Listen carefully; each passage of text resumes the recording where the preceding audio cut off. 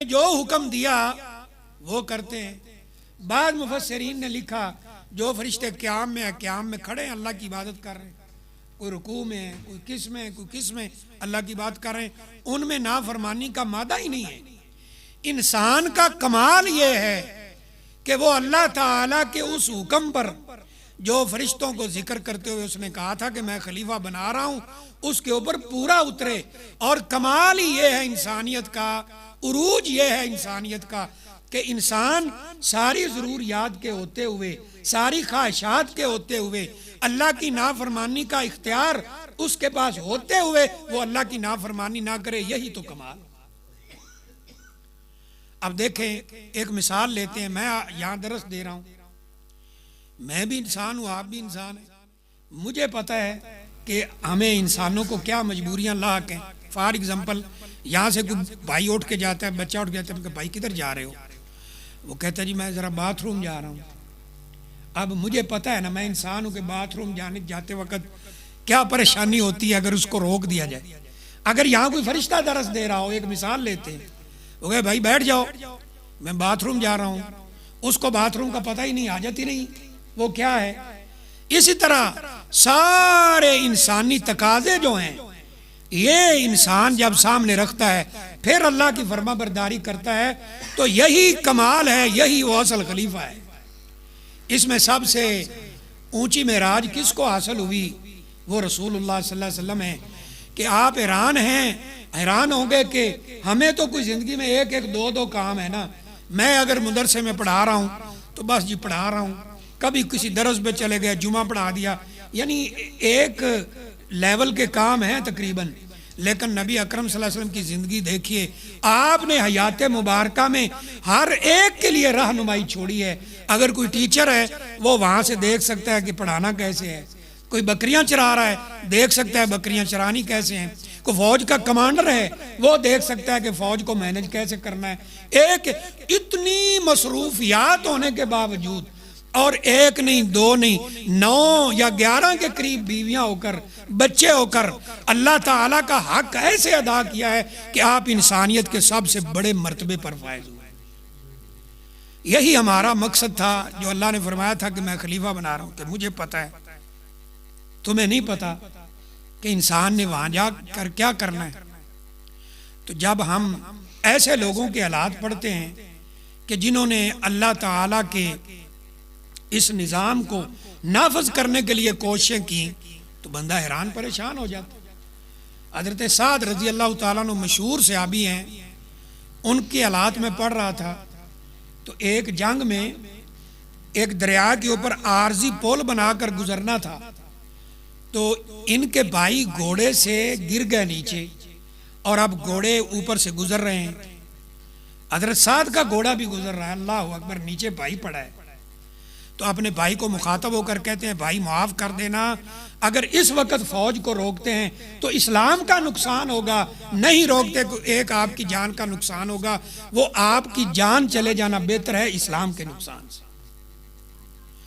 تو یہ تھا ہمارا کہ ہم اس نظام کو نافذ کرتے، امر بالمعروف کا و نہی عن المنکر کا وہ نظام کھڑا کرتے، اور اس کے لیے ہم دن رات کوشش کرتے۔ لیکن اب ہمارا حال ہو کیا گیا ہے؟ بالکل بنی اسرائیل والا۔ رسول اکرم صلی اللہ علیہ وسلم کا فرمان ہے کہ بنی اسرائیل میں جب شروع میں وہ لوگ، بنی اسرائیل کے لوگ نبوت کے اللہ کی نافرمانیاں کرنا شروع کر دی، تو کیا ہوا؟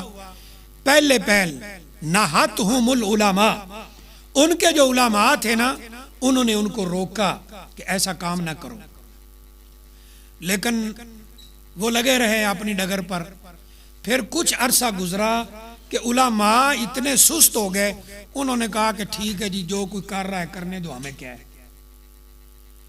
پھر حدیث میں آتا ہے کہ ان علماء نے بھی ان لوگوں کے ساتھ بیٹھنا شروع کر دیا، بیٹھنا اٹھنا مجالس شروع کر دی، کیونکہ جو گناہ ہوتا ہے جب بار بار ہوتا ہے یا کثرت سے ہوتا ہے تو ایک وقت آتا ہے کہ وہ گناہ لگتا ہی نہیں۔ تو پھر اللہ کا عذاب آیا، جب عذاب آیا ہے نا وہی تیسرا گروہ بچا تھا جو اللہ کے نظام کو نافذ کرنے کی بات کرتا تھا. باقی جو جرم کر رہے تھے وہ بھی اور جو روکتے نہیں تھے وہ بھی، وہ دونوں کے دونوں اللہ کے عذابوں کا شکار ہو. تو آج ہماری حالت بھی ہوئی ہے. جو ہمارے بزرگ بیٹھے انہیں پتا ہوگا کسی دور میں اسی لاہور کے اندر عورتوں کو جب شروع میں باہر نکالا نا اس گندے نظام نے، تو جناب لکھا ہوتا تھا لیڈیز فرسٹ بسوں کے اوپر، بسوں کی جو آگے وہ الماری ہوتی ہے آئی ایس کی، اس کے اوپر لیڈیز فرسٹ جی، لیڈیز سیٹ. یہاں اربن بسیں چلا کرتی تھی مجھے یاد ہے، تو ان پہ بھی اگلا حصہ جو ہے لیڈیز یہ وہ فلاں، اور بڑی عزت ہوتی تھی. عورت کوئی ڈرائیور اجی باجی ہوری نے نہیں ذرا بریک تے پیر رکھو، اور بڑے ادب احترام سے انہیں بٹھایا جاتا تھا. اب کہاں ہے وہ سلسلہ. اور لباس عورتوں کے اچھے تھے. اب یہ لباس جو اب ہے اس کو ایک وقت میں بہت بڑی بے غیرتی اور گناہ سمجھا جاتا تھا، لیکن آہستہ آہستہ ہم بھی اس کا شکار ہو گئے کہ ٹھیک ہے جی جو کوئی کر رہا ہے کرنے دو، ہمیں کیا ہے کہ ہم اس کے اندر انٹرفیئر کریں. تو اس کا پھر نتیجہ کیا ہوتا ہے کہ جب اللہ تعالیٰ کے حکموں کو، اللہ کے نظام کو پس پشت ڈالا جاتا ہے، من حیث القوم، یعنی پوری قوم اس جرم کا شکار ہو جاتی ہے، تو پھر اللہ تعالیٰ کی طرف سے میرے بھائیوں ایسے عذابوں کے فیصلے ہوتے ہیں. اب دیکھیں میں ایک اور بات آپ کو بتاتا ہوں ذہن میں آئی. ہم جب مدینہ منورہ پڑھ رہے تھے نا، تو کیونکہ مدینہ یونیورسٹی کے اندر 90 کنٹریز کے طلبہ پڑھتے ہیں ماشاءاللہ، 90 کے قریب. تو جب وہ گیمیں ہوتی تھی سالانہ، تو ان میں ہمارے جو پاکستانی بھائی ہیں وہ کرکٹ کھیلتے تھے، والی بال بھی کرکٹ بھی. تو کرکٹ کی پوری ٹیم ہر ملک کی باقاعدہ الگ الگ تھی. یہ پاکستان کی ہے، یہ انڈیا کی ہے، افغانستان کی ہے، یہ ویسٹ انڈیز کی ہے، یہ فلاں کی ہے، فلاں کی، اس طرح. تو مسلسل کئی سال ہمارے جو ساتھی تھے وہ کپ جیتتے رہے، ورلڈ کپ، وہاں بھی ورلڈ کپ ہوتا ہے. تو جب تیسرا یا چوتھا سال تھا نا، یہ بڑی اہم بات ہے، تو انہوں نے کہا کہ جی آپ ایسا کریں، جو سپورٹس کے وہاں مسئول تھے، کہ آپ ایسا کریں کہ اپنا کوئی بڑا بندہ جو ہے نا پاکستان کا وہ لے آئیں، تاکہ انعامات کی تقسیم اس کے ہاتھوں سے ہم کرائیں. یعنی مسلسل آپ 3-4 سالوں سے یہ جیت رہے ہیں. تو میں مختصر بات کرتا ہوں. اس وقت شہباز شریف صاحب جو اب ہمارے وزیر اعظم ہیں یہ، اور ان کے برادر اکبر جناب نواز شریف صاحب یہ وہاں تھے. تو ہمارے ساتھ ایک ساتھی تھا جو مسلم لیگ کے ساتھ اٹیچ تھا، تو اس نے کہا جی ان کو لے کے آتے ہیں شہباز شریف صاحب کو. تو خیر انہوں نے کہا کہ میری موومنٹ تو گورنمنٹ کی اجازت کے بغیر نہیں ہو سکتی، آپ ایسے کریں کہ آپ ٹیم کو یہاں لے آئیں، میں ان کو کوئی ذرا تھوڑا ریفریشمنٹ دینا چاہتا ہوں. ٹھیک ہے جی. اب میں تو ٹیم کا حصہ نہیں تھا، کیونکہ ان کے پاس جانا تھا تو مجھے بھی ساتھ لے گئے، 1-2 دوست اور بھی لے گئے. بات لمبی ہے، مختصر یہ ہے کہ ہمارا نظام دیکھ کے کیسا ہو چکا ہے. اب وہاں بیٹھے تھے تو انہوں نے کہا کہ جی آپ ماشاءاللہ یہاں آئے ہیں، ویسے بڑے اخلاق سے ماشاءاللہ ملے، بہت اچھا سسٹم، تو جی آپ مجھ سے کیا چاہتے ہیں. یہ 1 to 1 بات ہوئی ہے، میں کوئی سنی سنائی نہیں کر رہا. میں نے کہا سر ایک ریکویسٹ ہے آپ سے. جی کیا ہے؟ میں نے کہا ہماری دعا ہے کہ آپ واپس جائیں. ہر بندے کا دل کرتا ہے اپنے ملک میں رہے، کس کا دل کرتا ہے باہر رہے سوائے مجبوری کے. میں نے کہا جی ہماری دعا ہے کہ اللہ آپ کو واپس لے جائے، اور اگر اللہ تعالیٰ، کیونکہ وہ بار بار ساتھ ساتھ یہ کہہ رہے تھے نا کہ آپ دعا کریں کہ اللہ تعالیٰ ہمیں دوبارہ حکومت عطا کر دے، تو میں نے کہا جی اگر اللہ تعالیٰ آپ کو دوبارہ حکومت عطا کر دے ہماری دعا ہے، لیکن ایک تھوڑی سی ریکویسٹ ہے اگر آپ سن لیں. ہاں جی بتائیں بیٹا کیا ہے؟ میں نے کہا جی اگر اللہ تعالیٰ آپ کو طاقت دے تو آپ اللہ کی حدود کو نافذ کر دیں. حدود سے تو کسی کو کوئی اختلاف کوئی نہیں. یہ کسی کو قتل کرتا ہے تو آپ اس کو گردن اڑائیں، 2-4 کیس ایسے کریں پھر دیکھیں کیا ہوتا ہے. تو یقین کریں ان کے لفظ تھے کہ دیکھیں بیٹا بات یہ ہے کہ ہمارے ملک کے حالات وہ نہیں ہیں جس ملک میں آپ بیٹھ کے بات کر رہے ہیں. میں نے کہا جی کیا مطلب؟ کہتے ہیں کہ اگر ہم حدود نافذ کر دیں، ہمارے ہاں غربت ہے، بڑی پرابلم ہے، لوگ مجبور ہیں، چوریاں کرتے ہیں، یہ کرتے ہیں وہ کرتے ہیں، تو بہت سارے لوگوں کے ہاتھ کاٹنے پڑ جائیں گے. تو میں نے کہا جی انشاءاللہ امن ہو جائے گا. کہتے ہیں نہیں نہیں نہیں، یہ جس ملک میں آپ بیٹھے ہیں بیٹا، یہاں پیٹرول ہے، یہاں سونا ہے، یہاں. میں نے کہا جی ہم نے تاریخ پڑھی ہے الحمدللہ، اس ملک کی تاریخ سبکن پڑھی ہے کلاس میں بیٹھ کر. میں نے کہا ایک وقت تھا کہ یہاں سعودی عرب میں حجاج اکرام کو لوٹ کر کھانا اور ان کو قتل کرنا یہ ان کا دل پسند مشغلہ تھا.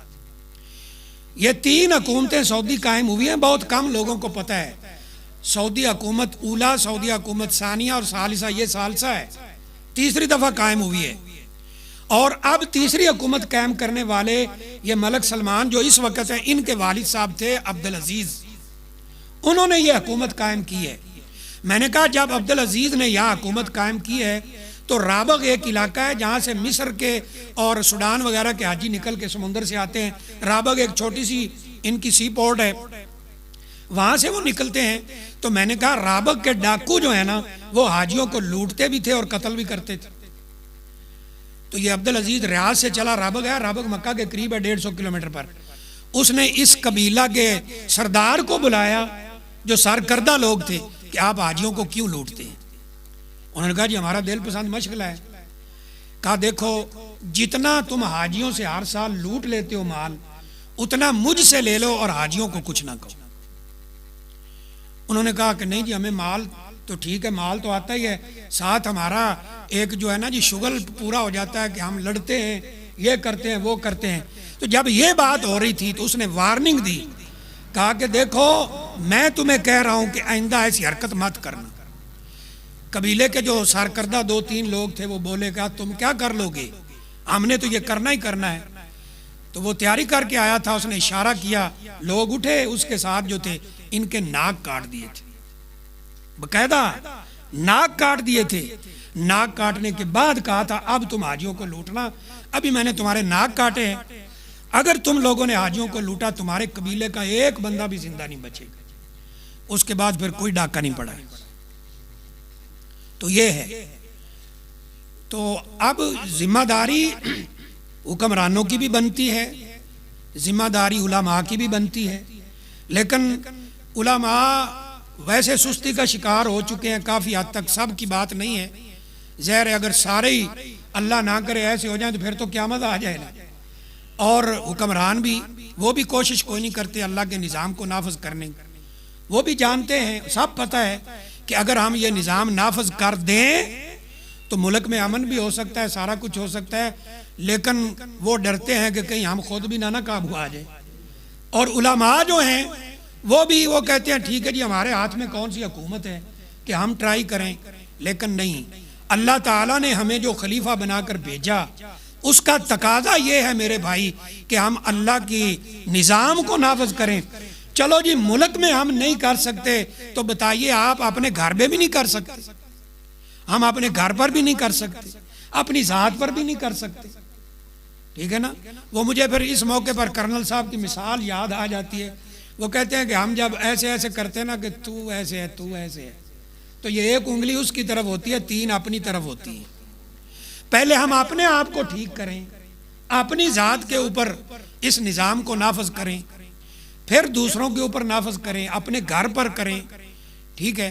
نبی کریم صلی اللہ علیہ وسلم نے نہیں فرمایا میرے بھائی کہ دیوس جنت کے اندر داخل تو دور کی بات جنت کی خوشبو بھی نہیں پائے گا، حالانکہ جنت کی خوشبو دور کئی سالوں کی مسافت سے آتی ہے. صحابہ اکرام نے پوچھا ہے وما دیوس، یہ دیوس کون ہے؟ نبی کریم صلی اللہ علیہ وسلم نے فرمایا ما یقر فی اہلہ الخبث، کہ جو اپنے گھر کی عورتوں میں خباثت دیکھے اور آنکھیں بند کر کے پھرتا رہے، یہ جنت کی خوشبو بھی نہیں پائے گا. یہاں بھی ہم نظام نافذ نہیں کر سکتے اپنے گھر پر، اپنے بچوں پر. ٹھیک ہے. بچہ سکول تو نہ جائے تو ہم کہتے ہیں شامی تن روٹی نہیں پھر لبنی، نماز نہ پڑھے تو نہ پڑھے، ہم خود ہی نہیں پڑھتے.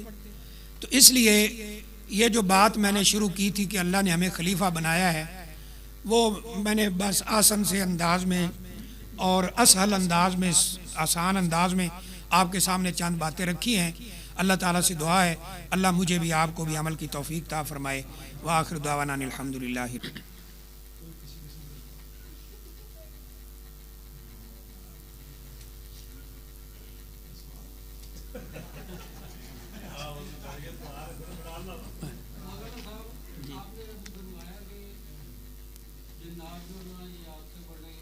جی جی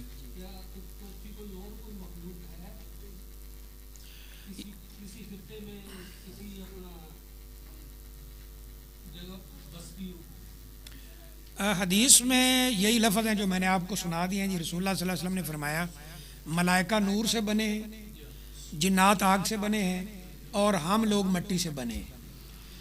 اب اس کے علاوہ دنیا میں کہیں کوئی مخلوقات ہو, کوئی ایسا ذکر قرآن حدیث میں میرے علم میں نہیں ہے. مخلوقات سے مراد انسان, ویسے تو ہزاروں مخلوقات ہیں. ہاں جی ایک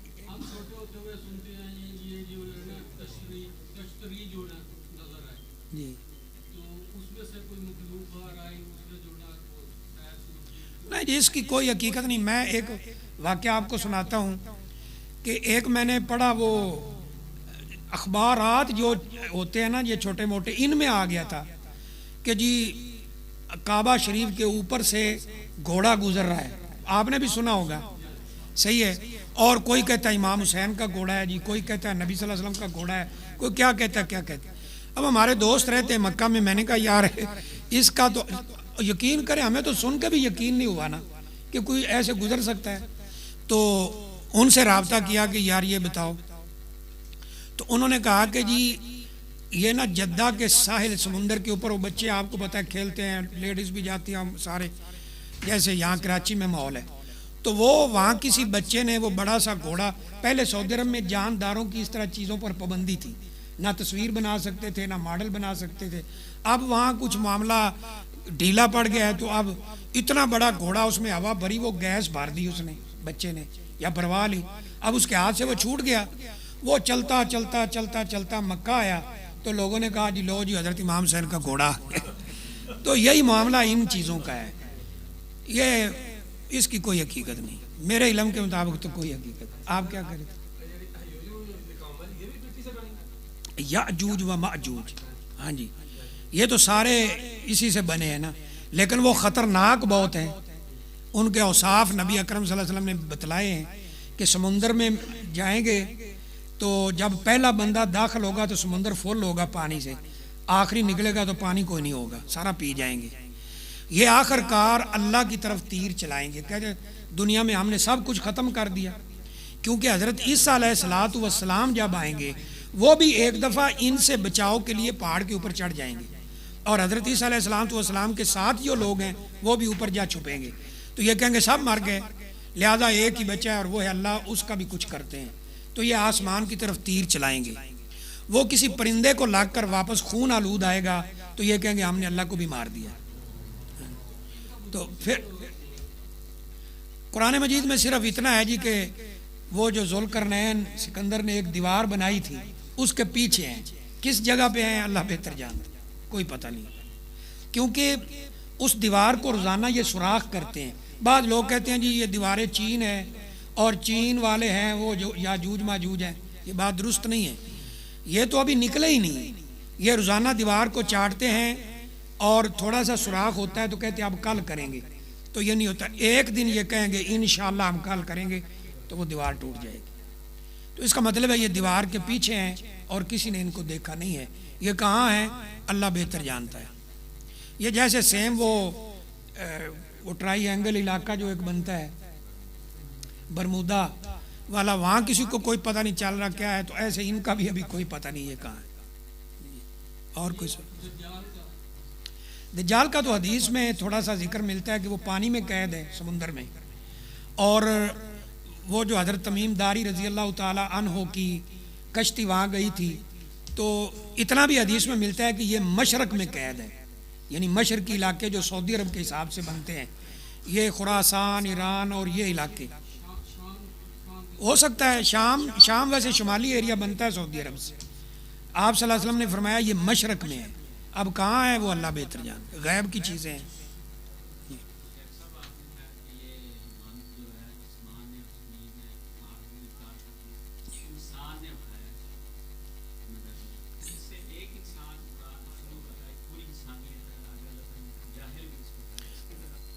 پوری انسانیت مراد ہے جی, پوری انسانیت.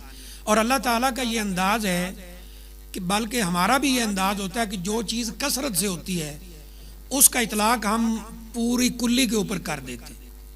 مثلا ہم کہتے ہیں جی پاکستان کے اندر، ایک ہم مثال لیتے ہیں کہ پاکستان کے اندر نہ کوئی چاجدہ حکمران ہے ہی نہیں، ایسے ہی کہہ دیں، حالانکہ کچھ اچھے ہیں بھی، تو وہ اغلب جو چیز ہوتی ہے وہ بول دی جاتی ہے۔ تو اللہ نے بھی ایسے ہی بولا ہے، حالانکہ انسانیت میں انبیاء بھی ہیں، انسانیت کے اندر انبیاء کے ماننے والے بھی ہیں، لیکن وہ اتنی قلیل تعداد میں لوگ ہیں کہ عربی کا مقولہ ہے القلیل کالمعدوم، یعنی بالکل تھوڑا ہونا چیز کا وہ ایسی ہے جیسے ہے ہی نہیں۔